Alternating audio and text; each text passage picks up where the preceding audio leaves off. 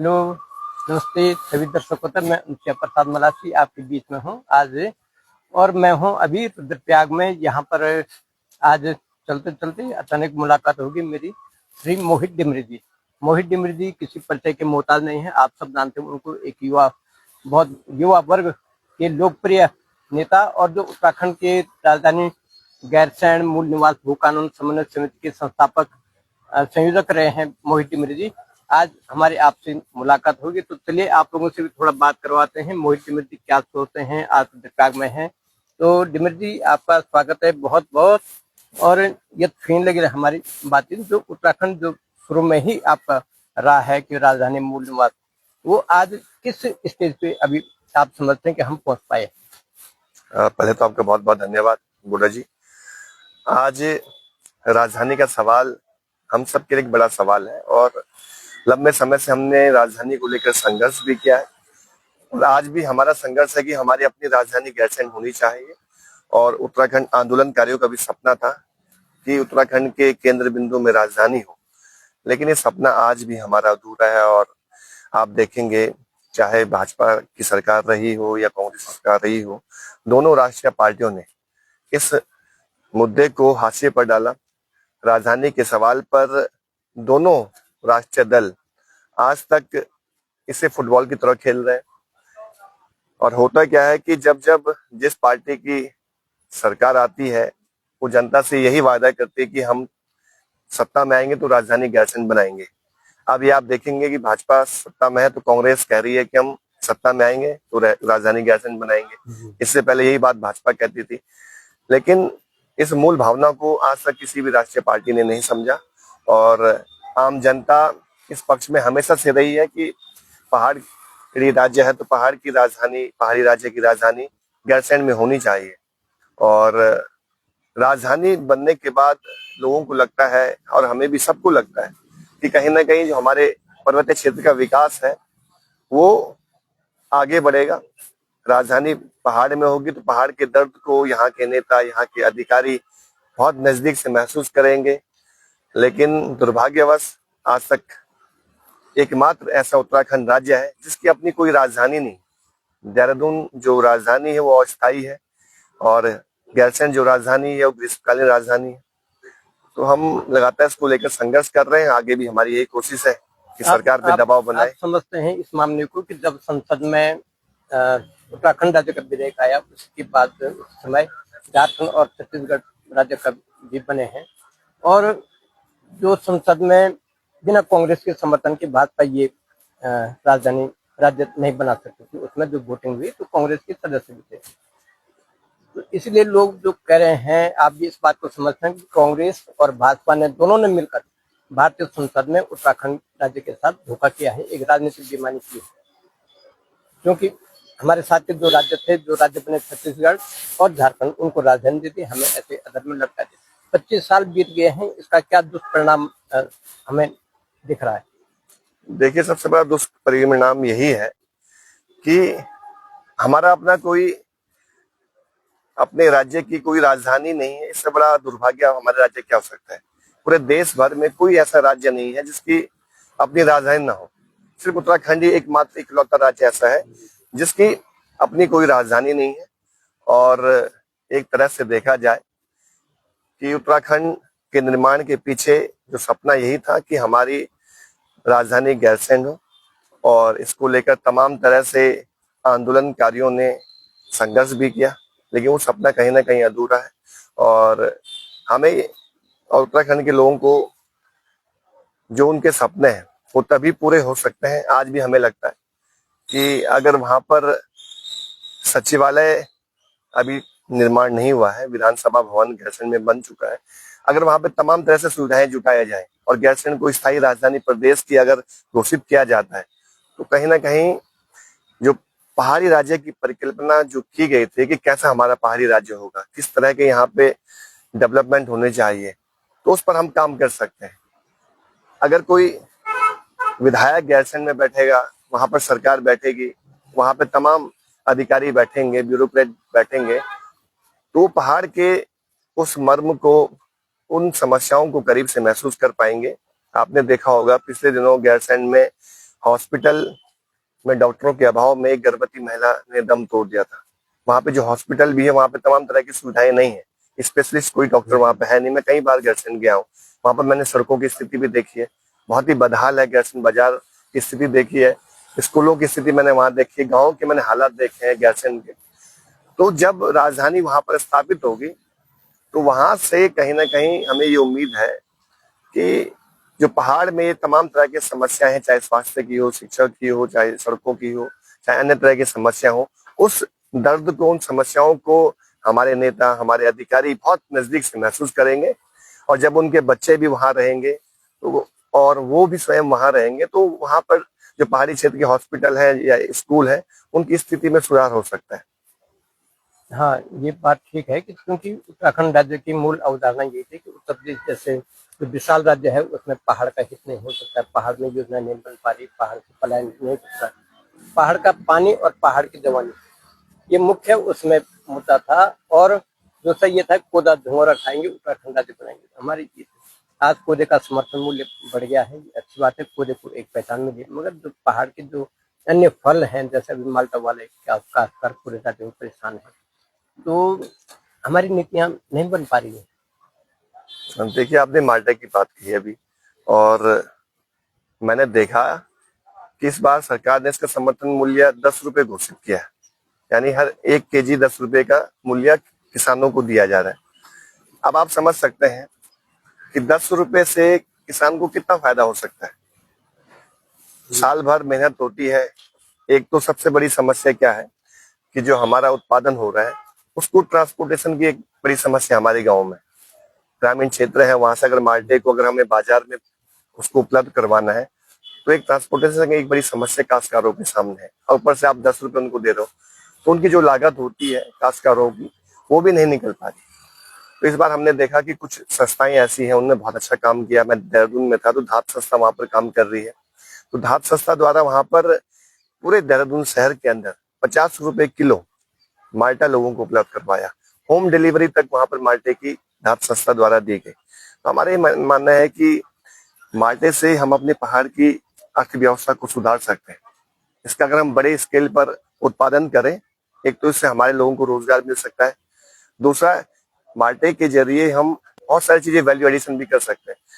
हम इससे जूस बना सकते हैं, हम इससे तमाम अन्य तरह से भी रोजगार से जोड़ करके उत्पादन कर सकते हैं। इसमें मैं एक बार यहाँ पर नागपुर से कुछ लोग आए थे केदारनाथ यात्रा में, तो उन्होंने मुझे एक मिठाई दी, तो नागपुर के संतरे की उन्होंने मुझे मिठाई दी। तो मैंने यहाँ पर भी कई लोगों से कहा कि जब नागपुर के संतरे की मिठाई बन सकती है और वो एक तरह से नागपुर में बहुत फेमस हो मिठाई, वो क्यों नहीं यहाँ पर हम अपने माल्टे की मिठाइयाँ बनाएं, क्यों नहीं इस दिशा में हम काम करें, क्यों नहीं हम इसके प्रोडक्शन को और ज्यादा बढ़ाएं, इससे रोजगार जनरेट करें। सरकार तो बहुत कुछ कर सकती है, माल्टा एकमात्र ऐसा हमारे पास फल है जिस पर बहुत ज्यादा मेहनत नहीं होती है। ये एक तरह से ऑर्गेनिक फल है और इसका ये मानकर चलिए कि हमारे पहाड़ी जितने भी जनपद हैं, कोई भी जनपद ऐसा नहीं है जहाँ माल्टा उत्पादन ना होता पूरे उत्तराखंड में। जिस तरह से सेब से हिमाचल की अर्थव्यवस्था सुधरी है, उस तरह से अगर माल्टे को भी हम बड़े स्केल पर इसका उत्पादन करें तो हम यहाँ पर बहुत बड़े लेवल पर लोगों को एक अच्छा रोजगार दे सकते हैं। लेकिन नियत होनी चाहिए, सरकार की नीतियां स्पष्ट होनी चाहिए, लेकिन कभी भी आपने ये कहा कि रोजगार से एक बड़ा तैयार हो सकता है यहाँ पे माल्टे से। तिलवाड़ा में गढ़वाल विकास की लिसा फैक्ट्री थी, उसमें जब लिसा फैक्ट्री तारपीन वाला बंद हुआ उसके बाद माल्टा उद्योग वहां पे खोला गया, 3-4 साल बाद वो भी बंद कर दिया गया। जब सरकार पहाड़ में जानबूझ करके ये रोजगार के साधन पैदा नहीं करना चाहती, विपणन की व्यवस्था नहीं देना चाहती, या उनके पास कोई नीति नहीं है? नहीं, सरकार के पास विजन नहीं है, और विजन अगर होगा तभी तो ये सब कुछ कर पाएंगे। तिलवाड़ा की आपने बात कही, तो तिलवाड़ा में भी एक समय पर वहां पर माल्टे का जूस का एक उत्पादन बड़े स्तर पर हो रहा था, लेकिन क्या वजह रही कि उसको भी बंद करना पड़ा। आज वहां पर कुछ भी नहीं हो रहा है। पुलिस फैक्ट्री तो बंद हुई भी, इसके बाद जूस का उत्पादन भी बंद हो गया। तो यहाँ पर मेरी समझ से सरकार को क्या चाहिए कि जो हमारे गांवों की महिलाएं हैं उनको इस क्षेत्र में रोजगार की दिशा में सरकार को जोड़ना चाहिए और जिस क्षेत्र में माल्टा उत्पादन बहुत ज्यादा हो रहा है वहां पर छोटी छोटी यूनिट स्थापित की जा सकती है, वहां पे जूस उत्पादन किया जा सकता है, अन्य तरह से भी चीजें की जा सकती हैं। बजाय जो शहर के बड़ी मंडियों के लोग आते हैं और वो गांव से जब माल तक कच्चा होता है पेड़ पे तभी ठेका कर देते हैं, लेरा लेते हैं औने पौने दामों पे। तो इससे जो आपने एक वो कहा कि भाई गांव में ही छोटी छोटी महिला समूह बना के एक उसका जूस निकाल के या तो अन्य चीजें हो सकती हैं, उसका मिठाई बन सकती है कुछ कर, तो उसके लिए भी तो विजन चाहिए, एक दृष्टिकोण व्यापक चाहिए। उसके लेवल पे हमारे पहाड़ में इतना माल्टा पैदा होता है और वो बेकार जा रहा है, कौड़े के भाव बिक रहा है, तो उसके जोड़ करके। अच्छा, और एक डॉक्टर अरुण कुशवाहा जी का मैं एक बुक पढ़ा था, उसमें उन्होंने कहा कि राजेंद्र कुशवाहा जी भी थे, उन लोगों ने कहा पिछले दिन माल्टा पे बैठक हुई देहरादून में, उन्होंने कहा माल्टा एकमात्र ऐसा फल है जो कि शुद्ध जैविक कह सकते हैं, कोई दवाई नहीं उसमें, बिल्कुल ना हम उसमें खाद डालते हैं ना हम ऊपर स्प्रे करते हैं, कुछ नहीं, वो अपने आप होता है, गोबर की खाद डालते हैं और वो जो है फल देता रहता है परंपरागत। तो पहाड़ में एक तरफ हम जैविक खेती घोषित करते हैं, पहाड़ जैविक बन गया है, तो दूसरी तरफ से जो जैविक उत्पादन है उसका समर्थन मूल्य नहीं मिल पा रहा हम लोगों को। तो आप क्या सोचते हैं इस दिशा में कि अब जो हमारा युवा वर्ग है लगातार पलायन कर रहा है, उसको इन चीजों से जोड़ने के लिए क्या नीति बननी चाहिए? देखिए, इसमें तो सरकार को एक स्पष्ट विजन, स्पष्ट नीति तो बनानी ही होगी, क्योंकि आप देखेंगे कि जो हमारे खेत हैं, जो हमारे खलियान हैं, वो आज बंजर हो गए और हम उसमें गेहूं चावल का उत्पादन नहीं कर पा रहे हैं, ये बात सही है। उसके बहुत सारे कारण हो सकते हैं, लेकिन हम उद्यानिकी के क्षेत्र में, बागवानी के क्षेत्र में हमारे पास बहुत अच्छी संभावनाएं हैं। हमने माल्टे की बात की, इस क्षेत्र में तो बहुत अपार संभावनाएं हमारे पहाड़ में तो है ही। इसके अलावा मैं देख रहा था कई लोग कीवी का भी उत्पादन यहाँ पर कर रहे हैं, बड़े स्केल पर कर रहे हैं, बहुत अच्छा काम कर रहे हैं। हमारे पहाड़ में आंवला, ये जंगलों में पाया जाता है, इसके भी हम बड़े स्केल पर खेती कर सकते हैं। ये बहुत सारे ऐसी संभावनाएं हमारे पास मौजूद हैं जिसमें काम किए जाने की आवश्यकता है। मैं देखता हूँ कहीं हमारे यहाँ तो कई क्षेत्रों में आम भी बहुत अच्छा होता है, कई जगह अमरूद भी बहुत अच्छा होता है। आप भी स्वयं खेती करते हैं और बागवानी कर रहे हैं, तो अगर हमारे अपने पहाड़ को आत्मनिर्भर बनाना है तो हमको बागवानी के क्षेत्र में काम करने की आवश्यकता है।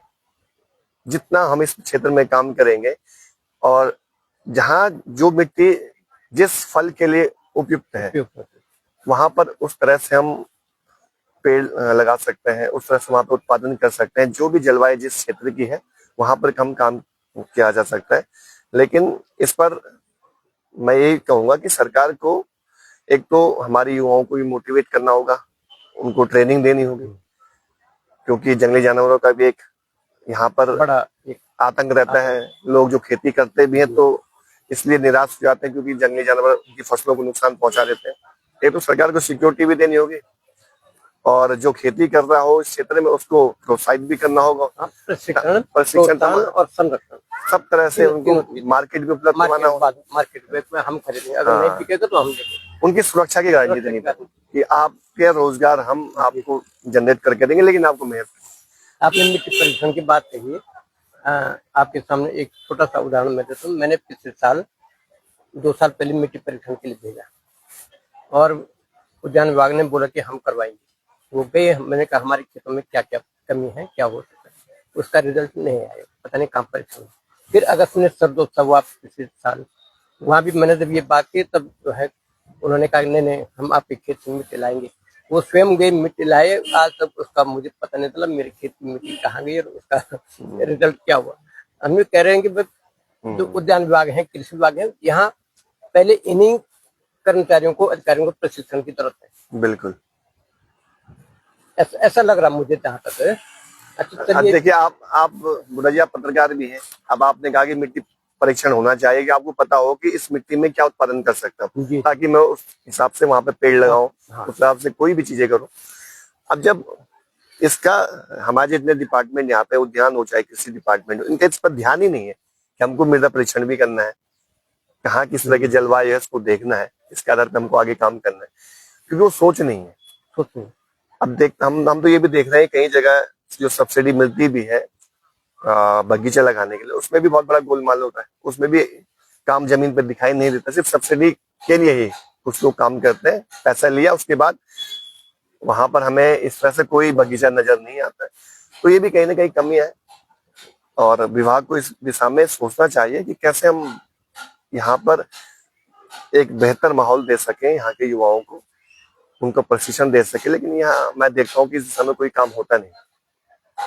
आप यहाँ पहाड़ के लिए जो बिंदु होते हैं, जो मुद्दे हैं समसामयिक, उन पे लगातार संघर्ष करते रहते हैं। आपके पास बहुत बड़ी टीम है युवाओं की, और जब कोई कॉल करते हैं तो सैकड़ों हजारों लोग जो सड़कों में आप उनके पीछे आते हैं, आपको अपना आदर्श मानते हैं।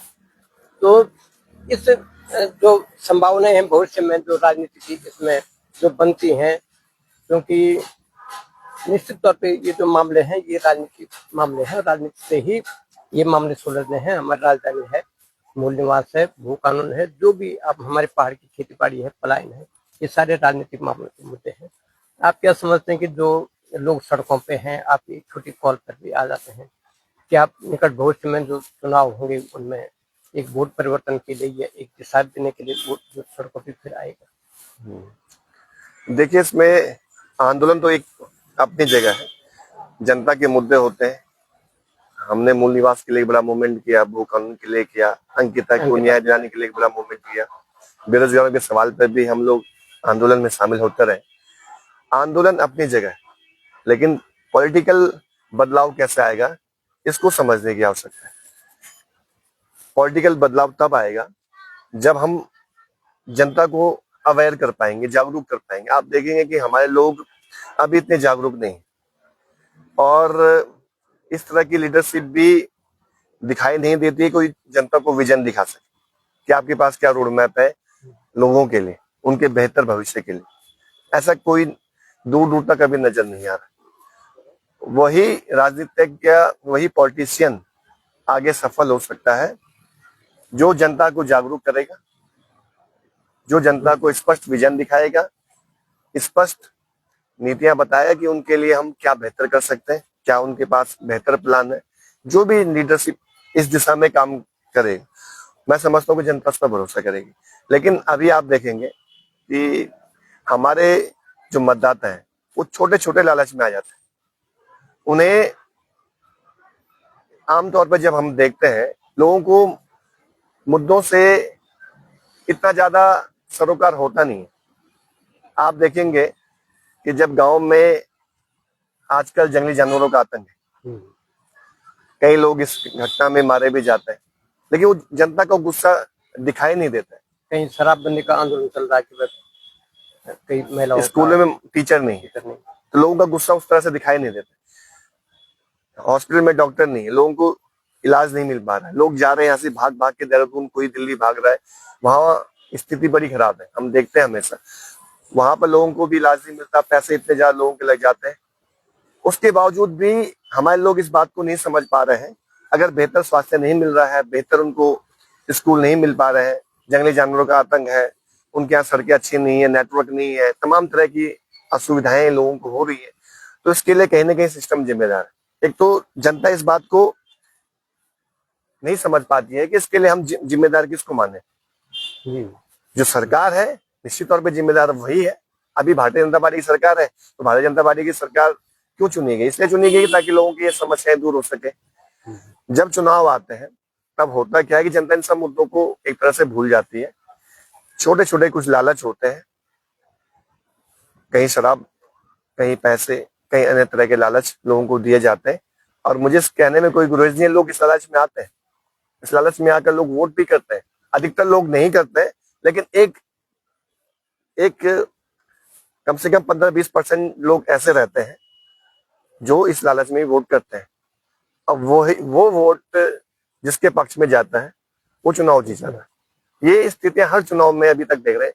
इसलिए हम कह रहे हैं कि लोगों को जागरूक करना पड़ेगा, उनके हित उन्हें बताने पड़ेंगे कि उनके लिए क्या हम बेहतर कर सकते हैं, क्या उनके लिए, उनके बच्चों के लिए बेहतर हो सकता है। जब तक लोगों के बीच नहीं जाएंगे ये स्थिति आगे बनी रहेगी। हम मूवमेंट अपनी जगह है, मूवमेंट करते रहे, लोग सड़कों पे आते रहेंगे मूवमेंट में, लेकिन राजनीतिक बदलाव के लिए आपको जनता को अवेयर करना पड़ेगा, उनके बीच जाना पड़ेगा, लोगों के बीच जाकर उनके साथ बात करके, संवाद करके।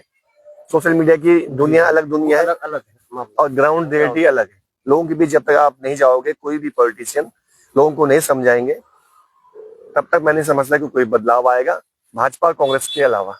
जी, आप बदलाव वाली बात करें तो क्या उत्तराखंड में जो अगले चुनाव होने वाले हैं उसमें जो छोटी छोटी पार्टियां हैं, जो संगठन हैं, जो लगातार काम करते हैं, यहाँ के मुद्दों के लिए लड़ते हैं, भिड़ते हैं, लगातार आवाज उठाते हैं अपने हक के लिए और पहाड़ के बदलाव के लिए, क्या वो लोग एक थर्ड फ्रंट जैसा कोई बन सकता है कि न्यूनतम साझा कार्यों के चुनाव लड़े भाजपा कांग्रेस के खिलाफ?